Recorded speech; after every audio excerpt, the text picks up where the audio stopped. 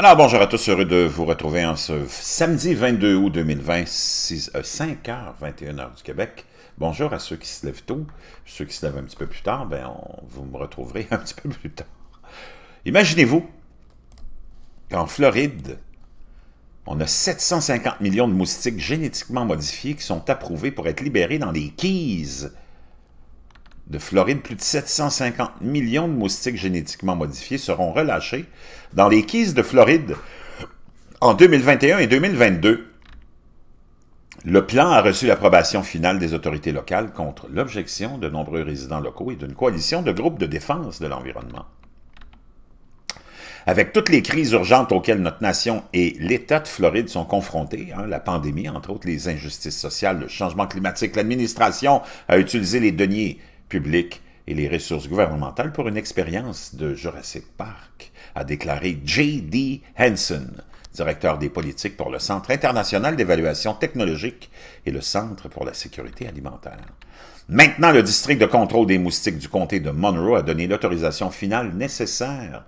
Qu'est-ce qui pourrait aller mal? Nous ne savons pas parce que l'EPA a illégalement refusé d'analyser sérieusement les risques environnementaux, maintenant sans aucun autre examen des risques. L'expérience peut se poursuivre, a-t-elle ajouté. Donc on espère avec ces insectes génétiquement modifiés, tuer une espèce de moustique avec des moustiques génétiquement modifiés. Approuvé par l'Agence de protection de l'environnement en mai, le projet pilote est conçu pour tester si un moustique génétiquement modifié est une alternative viable à la pulvérisation d'insecticides pour tuer, entre autres, l'Aedes aegypti. C'est une espèce de moustique qui est porteuse de plusieurs maladies mortelles telles que Zika, la dengue, le chikungunya et la fièvre jaune.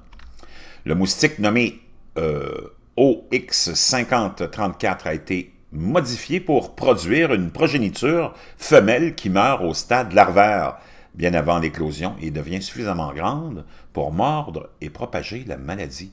Seule la femelle du moustique pique pour le sang dont elle a besoin pour faire mûrir ses œufs. Les mâles se nourrissent uniquement de nectar et ne sont pas des porteurs de maladies. Le moustique est également approuvé pour être libéré dans le comté de Harris au Texas à partir de 2021, selon Oxitec, la société britannique basée aux États-Unis qui a développé l'organisme génétiquement modifié. L'Environmental Protection Agency a déclaré à la demande d'Oxitex, après des années d'enquête sur l'impact du moustique génétiquement modifié sur la santé humaine et environnementale.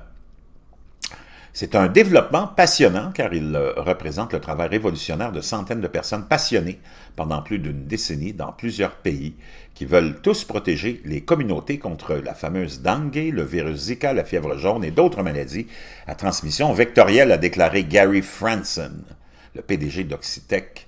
En juin, l'État de Floride a délivré un permis d'utilisation expérimentale après que 7 agences d'État ont approuvé à l'unanimité le projet. Mais il a fallu plus d'une décennie pour obtenir cette approbation. En 2009-2010, des épidémies locales de dengue qui se propagent par l'Aedes aegypti ont laissé le district de contrôle des moustiques des Keys de la Floride désespéré pour de nouvelles options.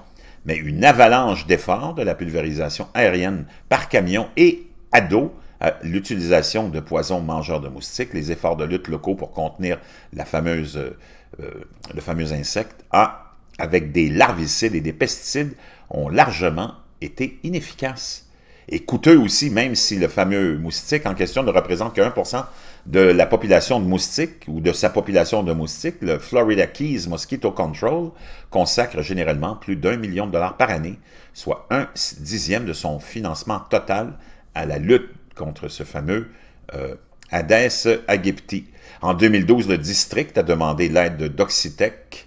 La société avait développé un moustique mâle nommé 0x513A, programmé pour mourir avant l'âge adulte, à moins qu'il ne soit cultivé dans l'eau contenant l'antibiotique tétracycline.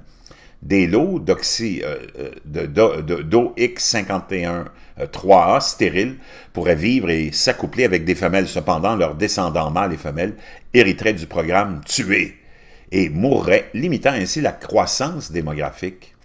L'OX513A avait été testé sur le terrain aux îles Caïmans, au Panama et au Brésil Oxitec rapportant un taux de réussite élevé à chaque version.